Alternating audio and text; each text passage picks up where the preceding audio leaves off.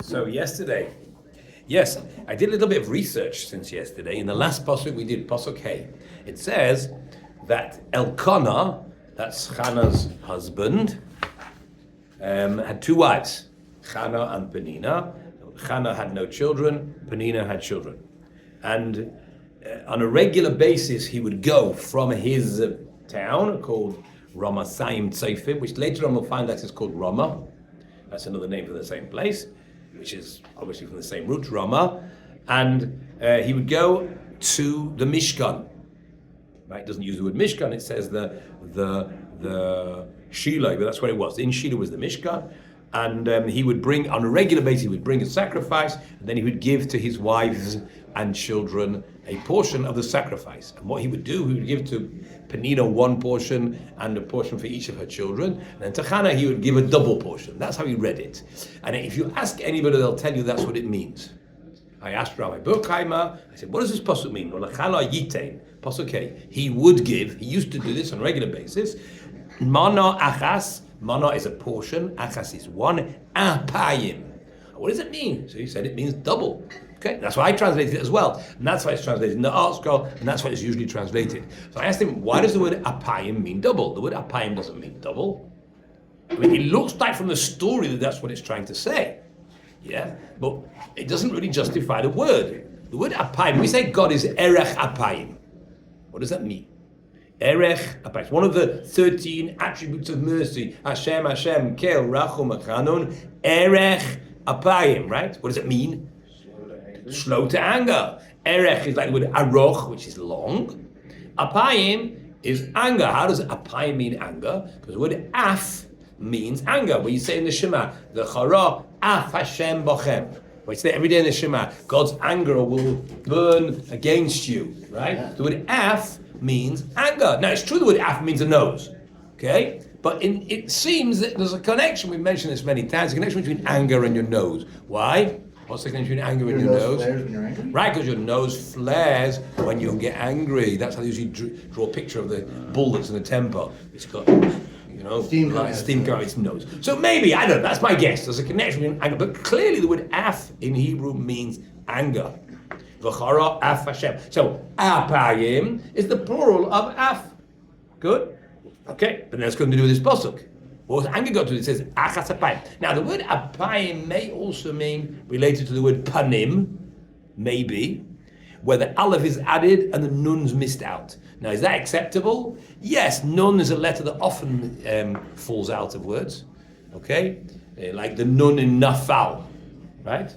The nun seems to be a root letter, and you often say yipol. Who yipol? So the nun is a letter that often, and alephs are almost unnoticeable, right? An aleph has no sound at all. The only sound that an aleph has is the vowel that you put under it. It's not like the other consonants. All the other consonants, all the other letters of the aleph base have a sound. Even an ayin, which Ashkenazim don't know how to say, right? But it does have a sound. It's ah, right? It's not the same as an aleph. All you hear in the aleph. So it's often the alephs will get added on. So apayim could be the same as panim, right? Which erech apayim would mean long suffering, because not because from the word af meaning anger, but God keeps a straight face for a long time. That's what it means. So it's the face. So the word apayim either means anger or face. But to mean double, it doesn't mean that. It should say pa'amayim. Now that sounds like a simple word, but pa'amayim is not the same word as apayim. They rhyme, and they've both got pay in them, right? But pa'amayim from the word pa'am. Okay, so if you want to say one double person, I would expect to say mana achas pa'amayim. So I looked a little bit of research, and I found out that most of the commentators say it doesn't mean double. Doesn't mean double. It's similar to double, it doesn't mean that, right? No, it doesn't mean double at all. It doesn't mean two. There's no word for two over here. It says achas apayim, not pa'amayim, apayim. So Rashi says it means from the word face, and it means something that you would expect a person to smile when he received. That's what the word face is. I give this to you and I expect your face, I expect you to react positively. So if I give you a nice piece or a bigger piece or even a double piece, but it doesn't mean double. The word apayim doesn't mean double. It means something which was I gave you the big piece or something like that, or a nice piece of meat. So he gave to Chana because he loved Chana, because Chana didn't have any children, as it points out, and therefore he wanted to give her a consolation prize or something. She was always down, especially now when he was pointing out, giving one to each of the other children, all stuck at the same table. Okay, I don't know how it was usually, but they were all together, and this would bring her to feel sad about the fact that she didn't have any children. So he, in this opportunity, because he loved her, she didn't have any children, so he gave her this special piece. That's one pshat. Rashi says the Redax is a fascinating pshat. It's from the word anger, which is what it usually means, but he seems to be saying what it means is it's used in the sense of not anger but sad, which is the opposite of happy, right? We were saying it's a piece that would make her happy. Now, it doesn't mean he gave her a piece that would make her sad. No, wouldn't do that because he loved them, she didn't have any children. It means he put on a sad face when he gave it to her, meaning, I'd love to be able to give you another piece, like I gave the other wife. I gave her for her and wrote it, but you don't have any children to give it to. So it's silly. First of all, if I give you an extra piece, it may make the other wife jealous. Why are you giving her two? Right? She doesn't have any more children. It could also be silly. Why do you want to give two pieces of meat to someone who's only going to eat one? I would never thought about this. What was the point of giving a double piece of meat to Chana? Right? If she's going to throw one away. Okay, you could say you could eat two pieces. You go down to the table, right? You get one piece of schnitzel for each person. The guy who eats two doesn't throw one away, he just eats them both. Okay, that's because you're in yeshiva, right? There's a limit. There's a limited amount of food that there is there. But this is his house. He's got this animal that he just shechted. Giant one. Yeah, I don't know how big it is, but there's probably enough food there to give a whole portion to each person. So why are you going to give a double portion to Hannah, but you keep it for tomorrow, put it in the fridge? Yeah, it's weird. You have to eat all of it. You have to eat it all on the same day, right? It's a carbon, right? Exactly. Yeah. So that's why people usually get other people from right. people. So that's why, according to those who translate it double, it's a bit schwer. Schwer means difficult. It's not the end of the world because you can stuff yourself, but it's not really. It's much better. According to the Redak, what it means, he gave one portion with a long face or with a sad face, because if only I could give you another piece and you'd have children, but unfortunately you don't have. That's the way he translates it. So it's, in a way, it's sort of the opposite of the others, right? The others say it's double or a big piece, one that will bring a smile to her face. According to the Redak, it sort of means the opposite. Right? I mean, it's the same story. I mean, the same line is that he loves her and she doesn't have any children. The question, because of that, he gave her more, or he gave her one with a long face. Get it? Those are two ways to see the pasuk. Okay, let's come to it. Okay, pasuk. V'chi asato tzarasa gam ka'as ba'avur har'ima ki sagar Hashem ba'ad rachma.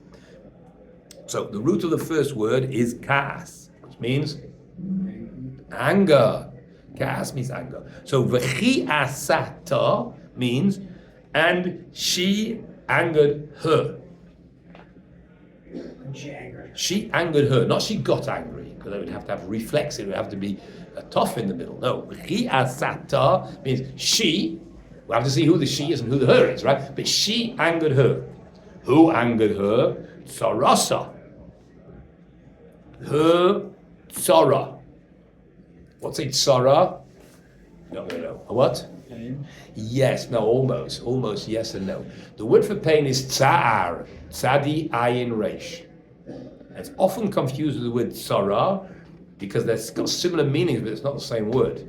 Tsar, meaning tzadi reish without ayin, means constraints, like meitzar, right? I always say this again and again and again. Kol ha'olam kulai gesher. What does that mean? The world is a painful bridge? No. Very narrow. It's maybe painful too, right? That's not what it means. It means it's narrow. Now you can see why people get mixed up, because there's a thin connection. When you're in a place which is very pressured and straight, you may be in pain. But it's not the same word, right? The bridge is not painful. It's narrow. So tsar means narrow. Tsara is just a feminine for narrow. Now, this doesn't mean that the other woman was narrow. No, it doesn't mean that. No, it doesn't mean she was skinny. No, it doesn't mean that. It means a co-wife. A co-wife is another woman married to the same husband. It's called Eitzara. The reason why she's called Eitzara is because she squashes. There's only room for one. In a normal relationship, there's only room for one wife.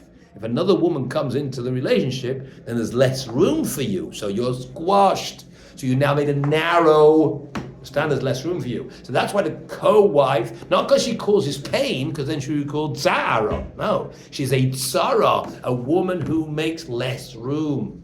Got it? Squashed, pressured. The Straits of Gibraltar, have you heard of that? Yeah. Okay, that's opposite from Morocco. Morocco is in North Africa, and the southern tip of Spain is the space in between where the Mediterranean enters the Atlantic is called the Straits of Gibraltar. So in Hebrew it's called Meitzar Gibraltar. That's how you say it. Meitzar, it's with tsar, not tsar, because it's narrow. Good? So, V'chia asata tsarasa. Tsarasa means her co-wife. Means the other woman in this relationship, which was Penina, she got her angry. So now we know who the her is. I know who the she is. Who's the she? The co-wife. Who's the her? Chana, right. So Penina got her angry, or she used to get her angry. This was describing something that used to happen on a regular basis. They would go to Shiloh for Yom Tov, Pesach, Shavuos, and Sukkot, and they would bring a carbon, and they would sit round the table, and Elkanah would give a portion to each of the people sitting there, including Chana, who got one portion or two portions, depending how you read the story. Okay? But then the co-wife would anger her. Gam kas. Now, gam means also anger. Now, she angered, the co-wife angered her, also anger. So it's understood to mean she did this more than once. She would do it again and again and again. That's what it means. Also, when again and again, I don't mean she did Pesach and the next Pesach. I mean, she did it the first day of Pesach and the second day of Pesach and halfway through the meal, in the morning and the evening. She just kept on angering her. It doesn't say exactly how she angered. What did she say? What did she do? Did she pinch her? Did she pull a shaitel? What did she do to her? Just got her angry. Maybe, yeah. Doesn't say, but it says why she got her angry. Ba'avur means for the purpose of. Har'ima. Now that's a difficult word. Ima? Har'ima. The root is Reish Ayin Mem. Ra'am. Ra'am means thunder. When you hear thunder and lightning, right? The thunder is correct. Let's make a bracha, right? When you hear the thunder, you say koiche u'grasa mala'olam. When you see the lightning, you say oisem masibereshis. But the word for thunder in Hebrew is ra'am, reish ayin mem. So har'ima, the dot in the hay means her, and the hay at the beginning is to cause, right? The hay is causative, to cause her to thunder. Now you can't thunder, but you can cry very loudly. Yeah. So she used to get her angry in order that she would cry out. She wanted to get her to cry, so she used to anger. What? That's really nasty, right? Why? Maybe she was one a nice woman. It was very horrible. He only married her because he didn't have any children. Maybe. But Chazal say not like that. Chazal say three things had good intentions, even though they were punished for it, because of the way they did it. One of them, I can't remember what the three are. One of the three is Penina. Even though she tried to get her to cry, it wasn't with nasty intentions. It was good intentions. She felt that Chana obviously doesn't daven properly. Why do I have children and she doesn't? She's also tzaddikas just like I am. It must be that she doesn't daven. Just like it says that Sarah was barren and Rivka was barren and Rachel was barren. Why were the Imahs barren? Chazal say because the Kodesh Baruch Hu is misaveh letfilasam shel tzaddikim. He wants them to daven because when they daven, they will humble themselves to Him and they'll make a relationship with Him and everything going fine, right? So Penina felt that must be the Chana doesn't daven properly, otherwise Hashem would give her children, right? So she made it more difficult for her. She would say things which would make her cry to make her situation worse. You understand it? She would say something like, "Chana, did you buy some nice treats for? Oh, I forgot. Sorry." Like she would say, insinuate that she just bought for his kids. Did Chana buy for hers? Then she would say, and the Chana was like, "Oh," she burst like crying. Right? What were the other two? The two things that were done for I think the other one was the Yetzirah. The stick in the rock. No, the other two things. Reuben. Who? Reuben. Reuben. Yeah. Those bad and David and Hashem was that. I know there's like a list of No, things it's a list. that people think. No, I think they were actually- Yaakov was the one. Yaakov teased Rachel. When Rachel came and said that I don't have any children, right? Yeah. So Yaakov said to her, "It's my fault. It's your problem. You go down. Yeah. I have children. It's not my problem. Obviously, it's your problem." And she burst out crying. And she said, And what he was actually trying to do is saying, "Daven. I daven for children. Now you're going to daven for children. I daven for children. That's why I have." Right? But Chazal say, yeah, even when you want to do something like that, you have to do it a nice way. There's ways to do everything, and that's not the way to do it. Right? It's the same thing over here. So you sit down with Chana and say, let's learn, Rabbi Rossman's book on prayer together. Yeah? Don't tease her about the children that she's got missing and to cry. That's just the wrong way to do it, even if you have good intentions. Yeah? Can't remember what it was. Okay, that's the story. So it says, it says, Ba'avor, in order to cry out. It doesn't say she should cry. See, the normal word for cry is livkot. It says, Ram is to thunder. She wanted her to thunder. That was Bachara. Right, same word. Bacha, livkot is the verb. Right. Bacha is the root. Yeah, but livkot, same word. Bacha, livkot, same word. Bacha, same word. Okay? Ki sagar Hashem be'ad rachma, because God has closed in front of her womb. That's an expression which means she didn't have any children, right? Well, it doesn't mean like. No, I don't know what it means literally. I have no idea. Okay. I have no idea. Before I didn't use that expression. Before I said Hashem sagar rachma. Now it says Hashem sagar be'ad rachma. Well, I know why it's changed. No idea. Okay, but it means in front of her. Okay, so now she didn't have children, and she got her angry in order that she should cry out. Yeah, that Hashem had closed, and not what she should cry out and daven to Hashem. Okay, and this was regular. And it continues. V'chein ya'aseh, and so he would do. Ya'aseh literally means so he will do. But we're not describing the future. This is not prophetic. It means he would do. He did it on a regular basis. Shana b'shana, each year.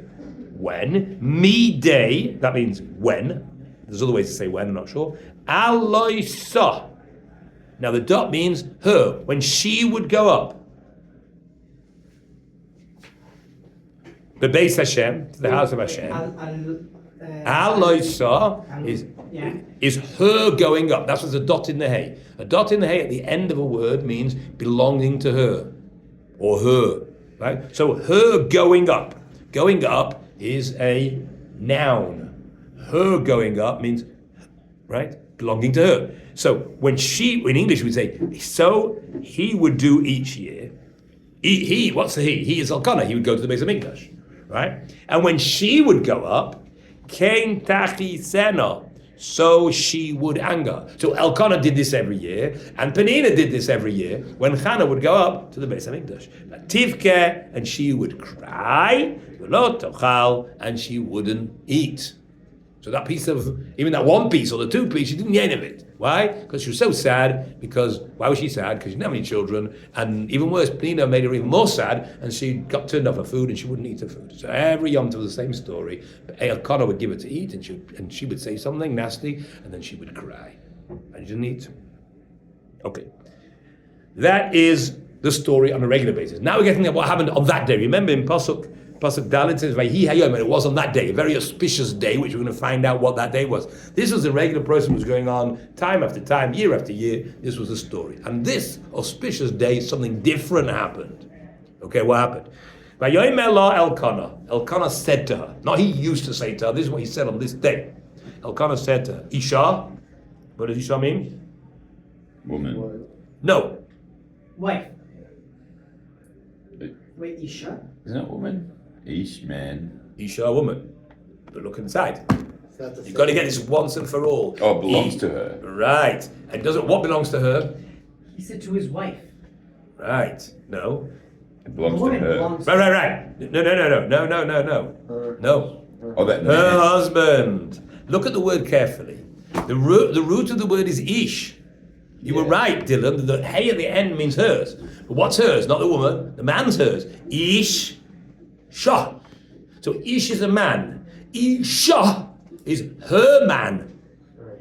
Isha without a dot, then the hey is the feminine form of the word. It becomes ish, isha, para, So para, ish. susa. So if it doesn't have a dot in it, it's the feminine. Why? If it does have a dot in it, it means belonging to her. Why can't it just be any other word other than Aish? It's like 3 other words to say man and husband. No, yeah, okay, yeah, correct. Well, and we'll see later on in Shmuel why in Shmuel why. Well, you can say Baal, right? There are other words for husband, right? This means I think actually a very loving relationship. Ish Isha. Okay, Isha, got it. And by the way, when it means a woman, there's no yud. People make the mistake. And Isha in modern Hebrew is written with a woman because Israelis don't know how to read without vowels. In Israeli newspapers don't have vowels. So if you write the word Aleph Shin Hey, they won't know what it's saying. That says Isha. No, it says Aisha, means her fire. Understand? So they won't know what it says. So therefore people, they add in a yud to know to read it Isha. But really the word Isha, meaning a woman, doesn't have a yud. It's Aleph Shin Hey. The Ish, the man, has a yud in it, Aleph Yud Shin. Okay? So when you see the yud, you know it doesn't mean a woman, it means a man. It's got a hair at the end, it means her man, meaning her husband. Okay? Ayoim Allah Elkanah Isha. Elkanah, her husband, said to her, La, Chana, dear. Well, it doesn't say dear. Lame Sivki. Lame means? Why? Why? Very good. I'm not sure the difference between lame and lama. I have no idea. Maybe lame is what you say to a woman. I have no idea. Lame. Why? Sivki. What? Cry. Right. Why will you cry? Which means why do you cry? Why do you always cry? Why are you crying? I mean, it's happened every time, right? V'lama loy seichli. Why will you not eat? Right? Why will you? V'lame yeira levaveich. Why? Yeira liva. So livavech is easy. Livavech is from the word? Heart. Very good. Leiv. Now, sometimes the word leiv is written leiv base. Sometimes it's leiv base with 2 bases. Like levavecha. What's levavecha? It's got 2 bases. Why has it got 2 bases? Because you've got 2 hearts. Right, very good. He's got Yetzer Hara and Yetzer Tov. So God wants you to serve him with his Yetzer Hara. Okay. But I think that's a drash. I'm not sure what the simple meaning is, but there's definitely 2 words between leiv and leivav. Belevav shalem. Right? I'm not sure the difference between them, but here it's got 2 bubs, but it means a heart either way. So levavech means your heart. Yeira is from the word Fear. no, that's with an aleph. Oh. Era. No, I make it as if I'm better than you. I know when I've been learning Torah as many years as you have, right? I couldn't spell the difference between with an aleph and an ayin. I tell you, even my own name I spelled wrong, right? Wait, what's your name? My name is Moshe Shmuel. So Moshe I know how to spell, but Shmuel, right? I spelled with an ayin at the end. How do I know? I was once going through one of my notebooks when I was in yeshiva. Understand? I had a machlokes Rav and Shmuel. Right? Every page has a machlokes Rav and Shmuel. So I was once showing it to my wife. My wife said to me, "You spelled Shmuel wrong. It's your name. You can't even spell your own name right." Right? But that, with years, I've learned how to spell. You understand? It does. Yeah. Okay. It says it here. Listen, it's Sadiq here, you're there. Yeah. Okay. So, okay, but you get it right. Yeira with an Irish word ra. Ra means bad. Yeira levavech means why is your heart bad? That's what it means. Why are you feeling so upset? Why are you crying? Why are you not eating? Why your heart feels so bad? Well, it's a silly question, no. You know why? Because she doesn't have any children. She went years and years and years, and every year, every time this other woman teases her. So he's going to say something that he's never said before. Because if he said this, you're going to see she's going to react in different to normal. Haloi. Haloi means, is it not? Again, the hey doesn't mean the, it means a question. How do I know? Because there's a chatef patach under the hey. Right? Chatef patach means a patach with 2 dots next to it. Haloi. Is it not? Anoichi. Anoichi means I. It's the first word of the 10 Commandments. Anoichi Hashem Elokecha. Right. Now, Dylan's looking at me. Why do you say Anoichi? Why couldn't you just say Ani? Is that what's bothering you? Ani means I, right? Yeah. So there's 2 ways to say I in Hebrew, but you could have asked that question a long time ago. When you read the 10 Commandments, it starts with the word Anoichi, not the word Ani. So I once read the Malbim says like this. So when you say, if I'm telling you that I am sitting, right? That could have been 2 meanings in English. It means I'm sitting as opposed to standing. Then you say Ani. If you say I am sitting because everybody else is standing, then the stress is on I. So in English you say, how you do that in English? You put it louder, stress it. Yeah. In Hebrew you say Anoichi. Anoichi means I to the exclusion of others. So when God says, I am the Lord who took you out of Egypt, why he's saying that is what he means. It wasn't somebody else, even though it looks like I'm acting differently. When I took you out of Egypt, I was very vengeance and punishing and destroying the Egyptians, and now I look like this loving God. So it looks like there's some duality in heaven because God was acting differently. So God wants to stress that it's the same. I am the God who took you out of Egypt. It's not trying to say that I did. He's trying to say that I did this and not somebody else. So the same thing here. Anoichi, I, says Elkanah, are toivlach, good for you, me asara banim, more than 10 sons. What's he saying? Would you rather have me or 10 sons? Oh, something like that. He's trying to say, that we'll talk about it in a second, right? That why are you so upset? Aren't I better to you than having 10 sons? Whoa. Now it looks like he's never said this to him before because it doesn't say he usually said this. Usually he put over this huge cry. Now he decided he's going to do something. I don't know why he was suddenly prompted to say to her crying, but he did, right? Whatever, and we'll see she's going to react different than normal. Okay? Aren't I better to you than 10 sons? Now I don't know. Again, I don't have childless. Baruch Hashem, I have 10 children, so I don't know how you would feel if you had no children and your husband. No, you didn't have no children. Your husband took a second wife because he has no children. A second wife who teases you at every opportunity, right? Probably slap the and he says to you, Chana, why are you so upset? Aren't I better than you than 10 children? You say, no, you're not better than me, 10 children. I want 10 children. It's no way. Sorry. That's probably what you would say. I don't know. She didn't do that, and I presume Elkanah, who loved her, didn't want her to do that. Somehow or other, in the words of Elkanah, there's supposed to be some type of I don't know what it is. So the question is, why do you say that? yeah, what was he trying to do? How did she react? Let's see how she reacts and see. Maybe we'll ever understand what he's saying. What does she do? It's weird, no? Look, I love you, Elkanah, but I want children. I don't want a husband. I mean, I want a husband, right? But I want children, so it doesn't help. Our relationship doesn't compensate for that. Does it? Yeah, we have a great, loving relationship, but I want children. So what do you say to me? I'm more than 10 children, yeah. It's hard to understand what he's trying to get at. But look what she does. Vatakam Chana Acharei Achla Bishilai. Vatakam Chana means Chana. No. Got up. She got up. Come. She got up. Acharei Achla. After they finished eating? After she? Ate. So it looks like after she ate, right? The problem is, didn't we just say a second ago she didn't eat? Yeah, After Said a second ago she didn't eat, right? So what do you mean she ate? So some say, the Radak says, well, she didn't eat at first, but after he said this somehow comforting words, whatever they are, we don't. We'll have to understand it. But after he said this, right? He loves us. It's not necessarily something that's nasty. Somehow or other, this is meant to appease her. She ate. But Rashi points out, if you look at the word, it doesn't say her eating. It would have had dot in the hay. Now, how do you know there's no dot? Because there's no dot. That doesn't mean anything. Maybe there's supposed to be a dot. You know what I mean? There's no vowels in it, Tanach. I don't know how Rashi knew, but Rashi says there's not meant to be a dot here. And if it's not meant to be a dot, that was the tradition, there's no dot in this word, so it doesn't mean her eating. Because if it meant her eating, it would be achla.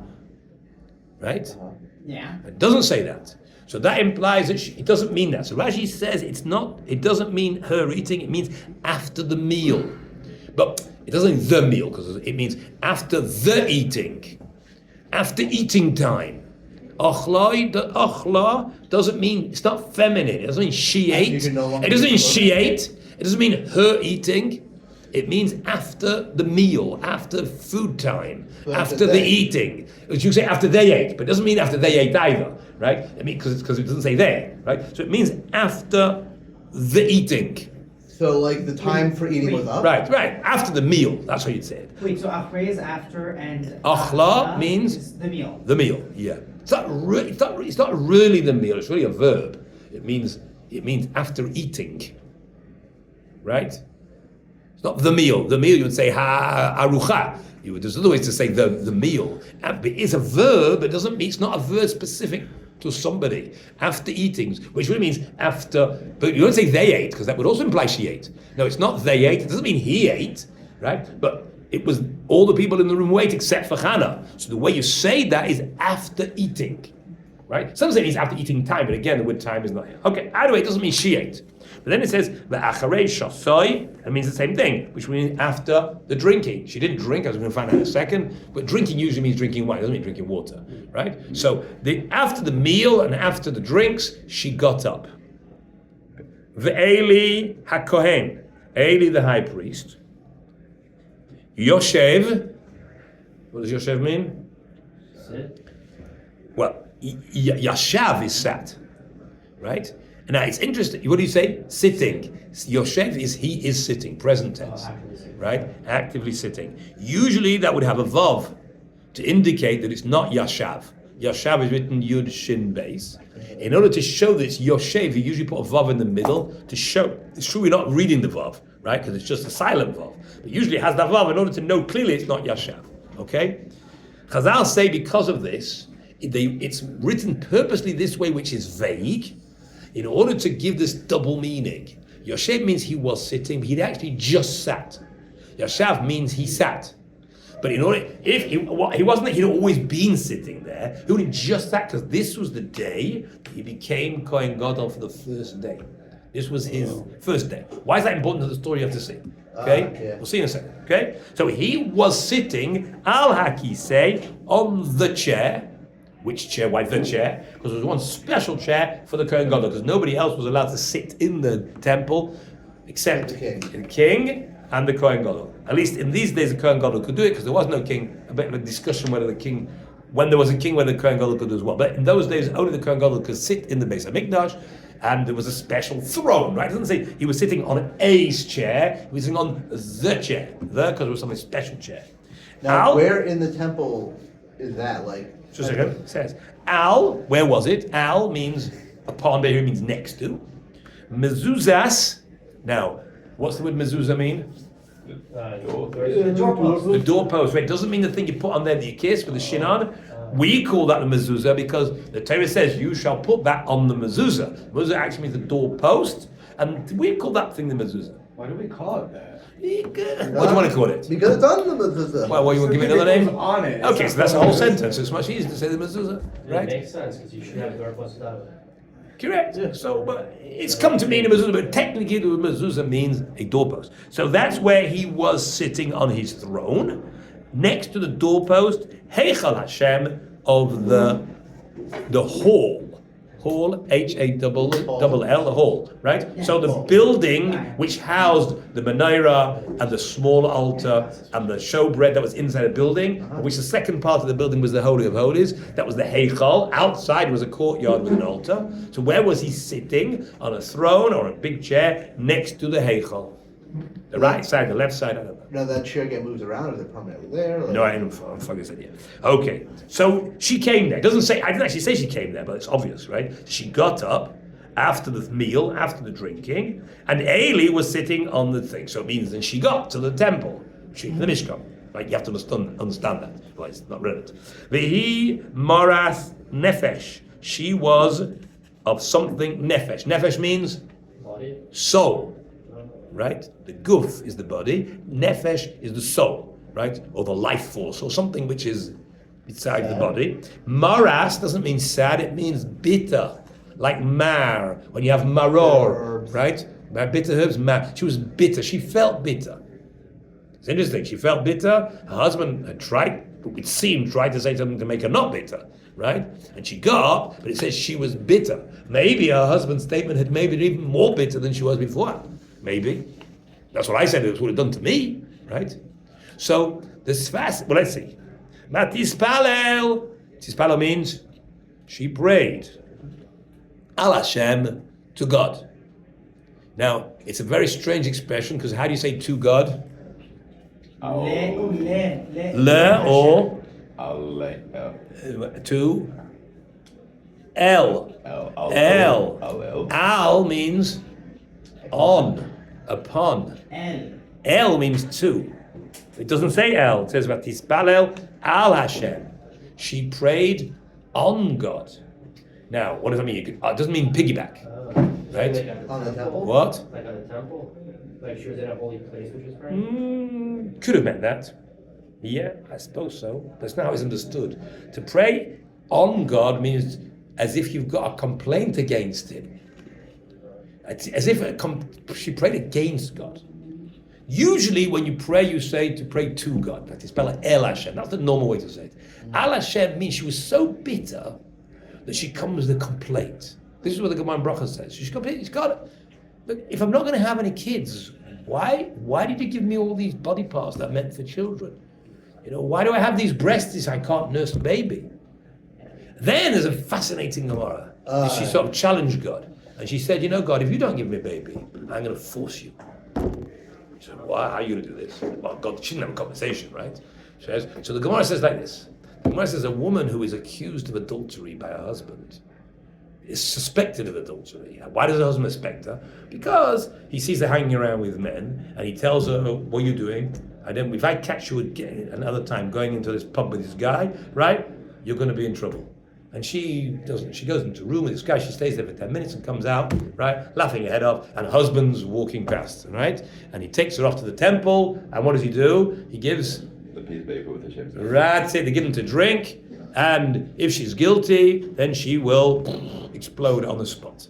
Okay? And if she's not guilty, now she's definitely not innocent because she disregarded her husband's warning and she went and isolated herself with she's a married woman, right, with another man, which is awesome in that Torah, but she didn't do adultery. There's a big difference between that and adultery, right? She didn't do what she was accused of. It says in the Torah that what? She will be innocent and she will have children. So it's like a promise from God to compensate all the stuff, the whole thing she went through. If she didn't have any children up to now, she'll have children. So Hannah says, God, if you don't give me children, I'm going to go through the whole process. I'm going to pretend. I'm going to go into a room with this guy. My husband's going to tell me not to. And then I'm going to do it again. And you're going to bring the mason. I'm going to be innocent. And then you have to give me children. You promised. That's what Chazal say is hinted to in this ayin, this little word. Since it says she prayed against God, there's one of two things. Either she complained and God said, why do you make me female if I'm not going to have children? Or she threatened to do this procedure. That's crazy. Very elaborate. Some even say, let's carry on. We're getting to the next pasuk. Ubacha tivkeh, and she continuously cried. It means in her prayers, she was shedding tears. Okay? So, again, this looks like that this is a one-time reaction. Although this has been going on for years. Every Yom Tov this goes on. Something's happened that has turned Hannah to God. To come to the temple to pray. She was very bitter and she prays to God and now she makes a promise. Vatidor neder. A neder is a vow. Vatidor is just the verb from neder. Again, the nun's fallen out. I told you nun often falls out. So here the nun's fallen. A neder is the verb or the noun, but when the verb, somehow the nun falls out. Right? You should say Vatindor. She made a neder, but that's how you say it. Vatidor, and she made a vow. Vatidor neder, she made a vow. Vatayma, this is what she said. Hashem tzvakot, the Lord of hosts, of armies. So this is really the first time it was used. Because although it's mentioned beforehand, that was the author of the book, okay, who lived after the story happened. But the first person that actually used this terminology was Hannah. And she calls God the Lord of armies. Chazal say, why was she the first one to use that terminology? Because she turned around to God and said, God, you have millions, billions of babies. And you can't spare one for me? That's why she used the word tzavat. Tzavat is an army. An army implies hundreds of thousands of people. And he's saying, you're the God who created all these people, all these neshamas, all wait to be born. Just one, all I want is one, that's all I want. And that's why she used this term. And from then on, the word was used to describe God's name. If someone's just praying on their own to Hashem, whatever it is, Yes. are they allowed to use names of Hashem in their answered own you personal prayers or no? I knew what your question was going to be. What did you say? I answered you. I said, yes, you're allowed to. Mishnah Berurah says explicitly in Simonei, Shulchan Aruch, you're allowed to use Hashem's name when you pray, you make your own prayers. Absolutely fine. That doesn't allow you to make a bracha for no reason. Once it's in the form of Chazal's brachas, then kind of say, make a berry Aish because you like apples even though you're not eating one. No, you have to be eating one. And if you just eat an apple, you can't make another bracha. But if you want to praise God for this beautiful sunset that He created, technically, it's not done. People are careful about using God's name. But the truth is, Sfarim are more lenient about it. When Sfarim talk about God, they use His name the whole time. Whereas, like Rabbi Leader used to make fun of Ashkenazim, would say Elohim, right? Whereas Sfarim are more lenient about it, and they're quite happy to say Elohim. He thinks the word Elohim sounds like a curse from the word klala. You understand? So he just doesn't like the idea of just by making the hay into a kuf, you're remaking it to mean something different. Get it? Okay, but yes, technically you're allowed to. So she prayed to God, and he said, "The Lord of armies, or the Lord of the hosts, Im Ra'ah Tireh." Ra'ah from? Bad. No. Inside. That's with an eye. See, very good, right. If you will surely see. The double expression means she really wants God to see. If you will see. Ba'ani amasecha. Ani is no I, that's with an aleph. This is with an eye. Ani means poor. An ani. An ani is a poor person. Oni. Oh, okay. Oni is blended bread, like lechem oni. That's affliction. Oni is poor. If you will see the poverty of your maidservant, amasecha. Amasecha means she's calling herself in a relationship with God, one of a servant. If you will see the poor situation of your servant, uzachartani, and you will, come on, Zachartani from the word? Remember. Remember, good. Uzacharta, and you will remember. Uzachartani, and you will remember me. Okay, that's 5 words in English. And you will remember me. V'lo tishkach, and you will not forget. Es amosecha. That's an interesting expression. I would express it the other way around. If you don't forget, but remember.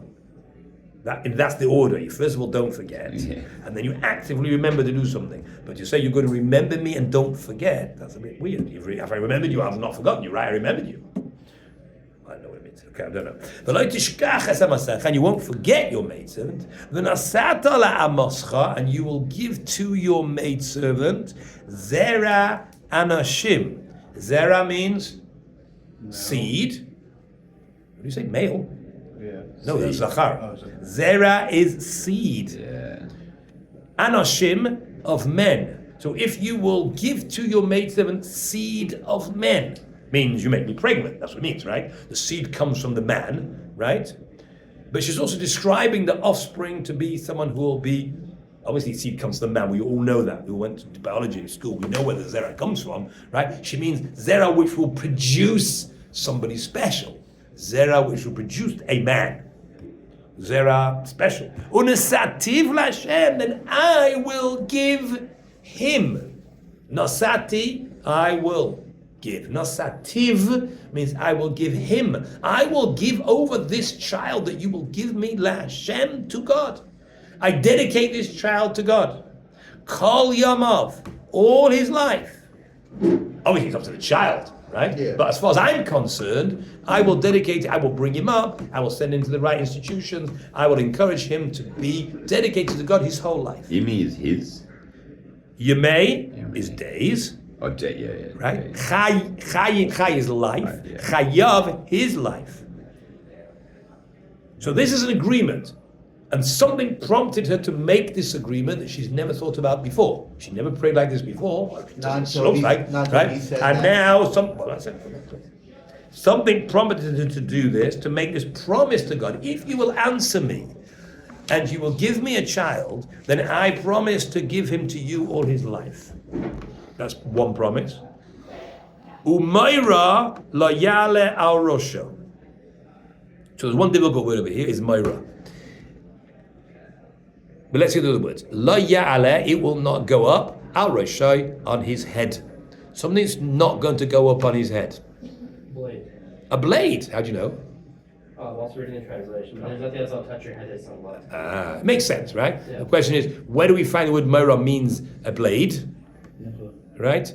I think we find it in the context of the Nazir, the Nazirite. right? I think the Torah uses the same expression where it says he's not allowed to cut his hair. So we have to assume that's what it means. Moira lo yarosh, he will not cut his hair. Now, why won't he cut his hair? It looks like she's promising to make him into a Nazirite.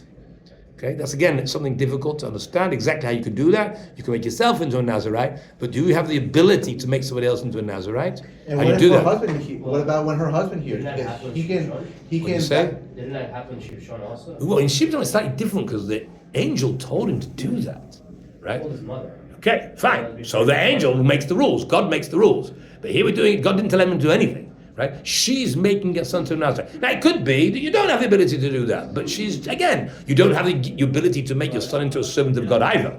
You know, adults have their own. Just a minute. Adults have their ability to make their own decisions. What she means is she will encourage him to do that, and she will encourage him to be a Nazarite.